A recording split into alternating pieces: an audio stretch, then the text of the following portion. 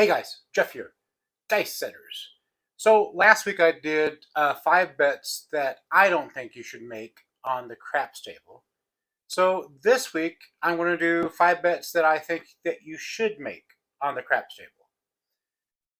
Craps is very different than all the other games that you can play at the casino.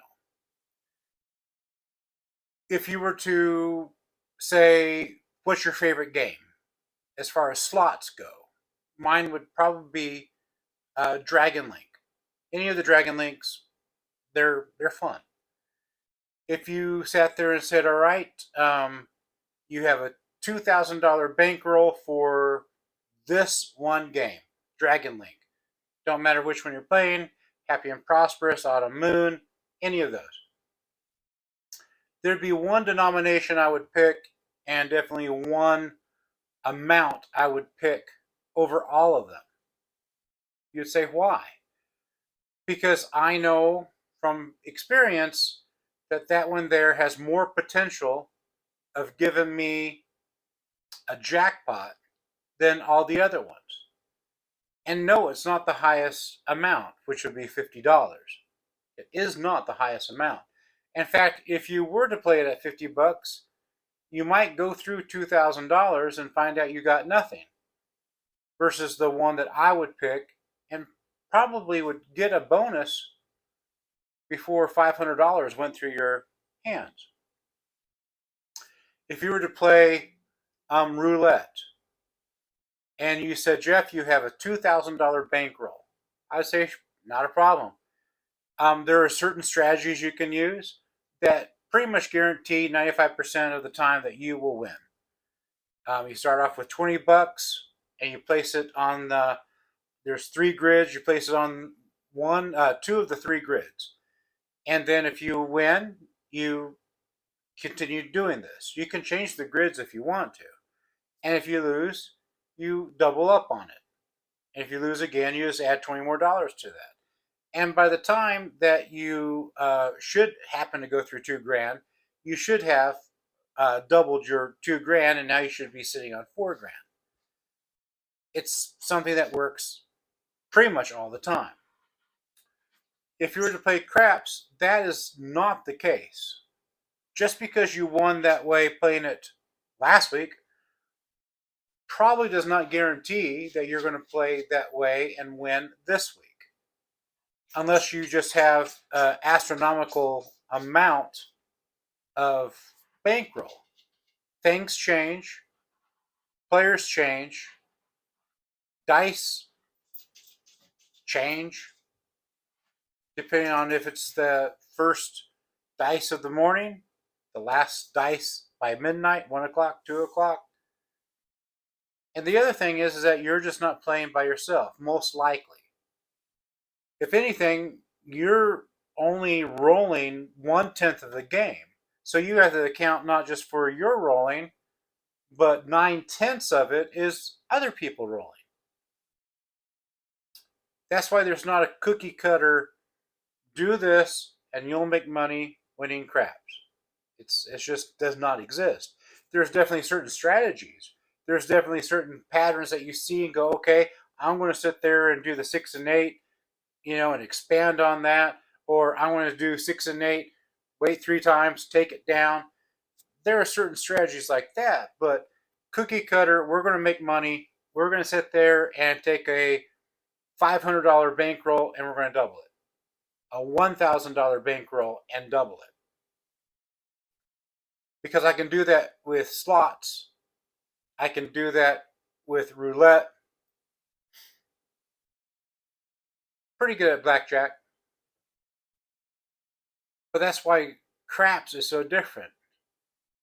Just because it works on video, and you see people all the time on YouTube, just because it works in video does not mean it's going to work at the table that you're going to be playing this weekend. So these are 5 bets that I think are the best. Will they work every single time? No, they won't. Guarantee you they will not. But this is just for me to share what I like playing. Now, I don't play this way all the time. It's a little bit here, a little bit there, and basically I'm waiting for my turn to roll. That's all I'm doing.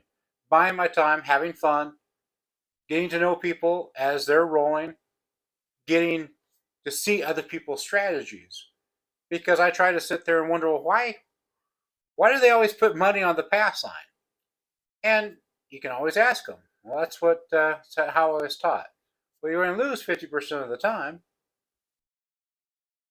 and then they don't know what to do. Oh, I have a good story for you. I was at Ellis Island.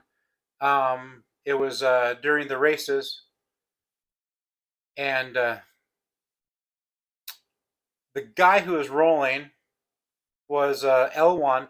I was in the corner, and he stops rolling, and backs up and comes directly to me, shakes my hand, and goes, "Man alive." He goes, I really enjoy your videos. I really like your videos. Now, my side of the table's full. And the looks I got, it was funny. Everybody around me was trying to figure out, well, who is this person? Why would he just stop in the middle of playing his turn to sit there and do that? In fact, the people that were down on my end were kind of, I wasn't, but they were kind of like, oh, this guy doesn't know how to throw. But you know what? He was exactly on the money every single time. He was using the same dice set, placed it in the same area, had the same backswing, and it landed in the same area every single time. They weren't happy with the outcome, but the dice went around the table quickly because it was one of those tables. But it was funny. At least I thought it was funny.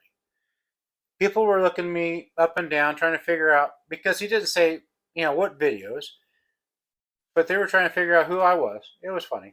And so if you see me, definitely do that. It's fun. It's fun to watch, the people around you. I get a kick out of it. But that's what this video is.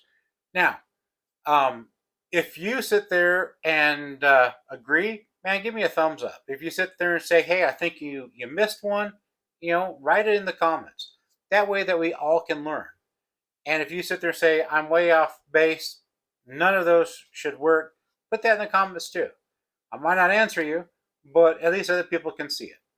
But 5 bets that I think that are the best.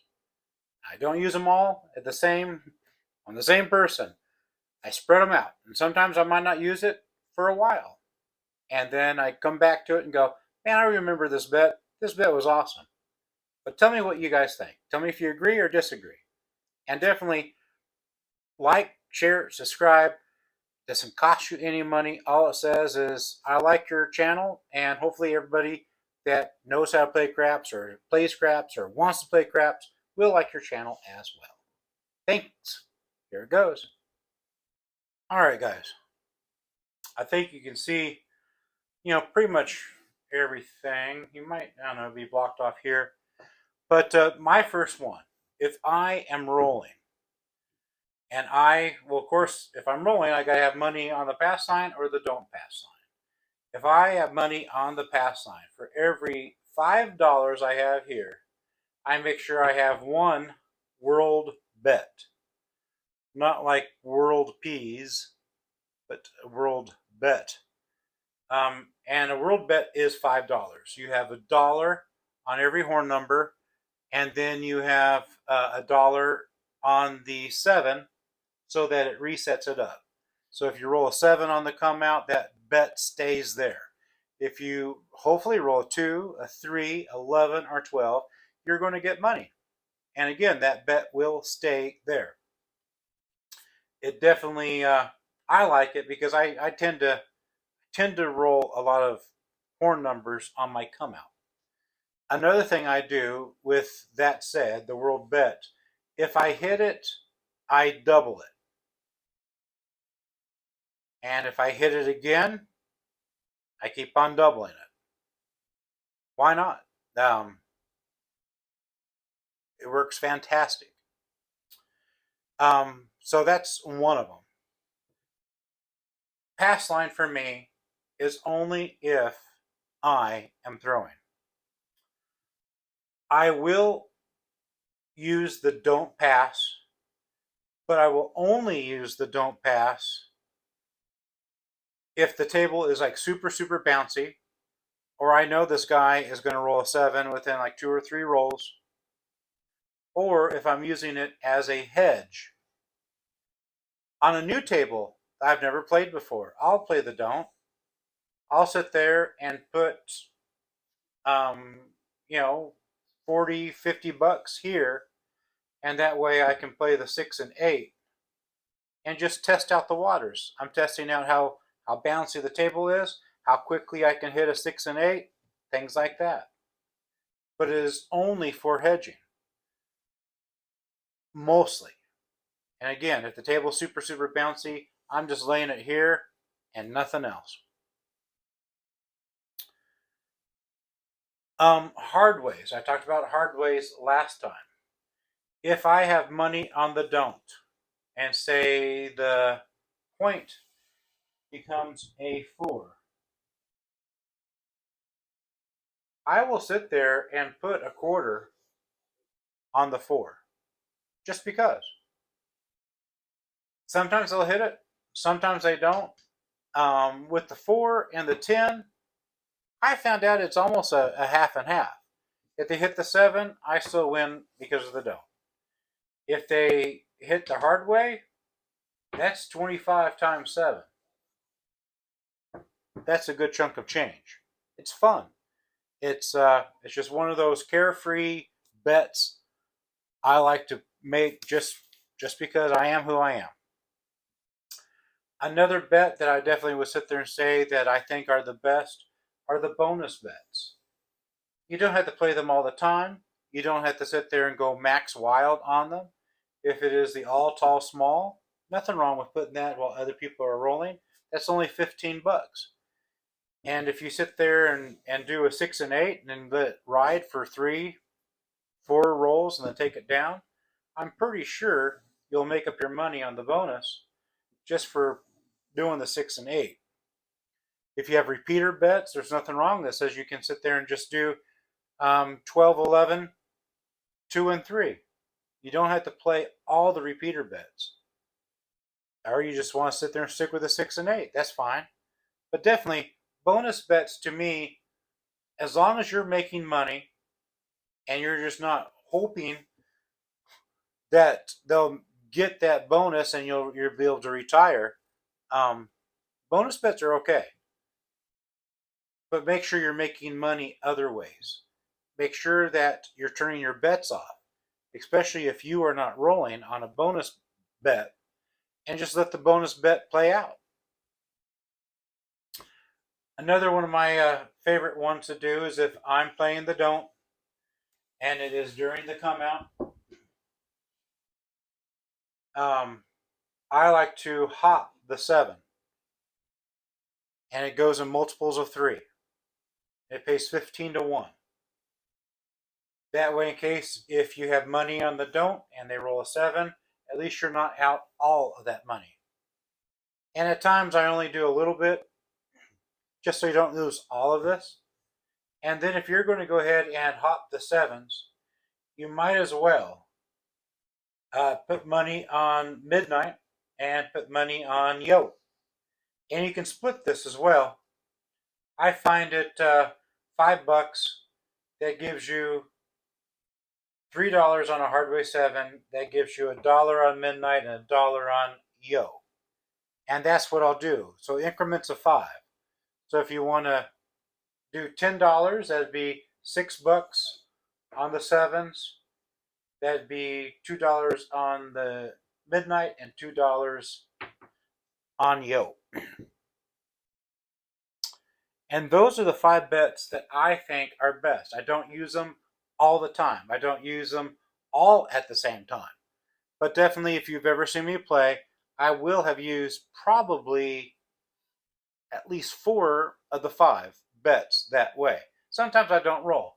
If I can't get to where I'm happy about shooting, like L1, R1, I'm not going to shoot. There's no reason for me to even put money on the pass line. Not going to do it. Therefore, I'm going to be mostly doing the don't, hedging, 6 and 8, and playing the bonus. And the game, to me, is always changing. There's not a cookie cutter way of winning at the craps table. If there was, everyone would be doing the same thing and making lots of money. There isn't. There is no cookie cutter strategy that works every single time. And again, it might, but you're going to have a large bankroll. I'm not talking about, a $4,000 bankroll and we'll just let this continually play and eventually I'll get my money back. I'm talking about having a $300 to $600 bankroll and you're not like looking to lose all of it. You want to sit there and have some return on your investment. Tell me what you guys think. If you have other ones that you're just like, man, you forgot to mention whatever, let me know. If it's a bet that you're always, putting out there, let me know. You're like, Jeff, without this one bet, I could not play craps. Let us know. Please like, share, subscribe. Tell me what you guys think. And I hope this has been a help to you guys. Hope you guys had a great Thanksgiving. I will be notifying the people that won the contest and sending out shirts if I can ever leave my shop early enough. Yeah. Didn't leave my shop until 6, I think, today. 13 hours. 13 hours. That's good, It pays for everything. But please be patient with me, and I'll definitely let the people know that won, and you give me your address. Thanks for watching. Have a good one, guys.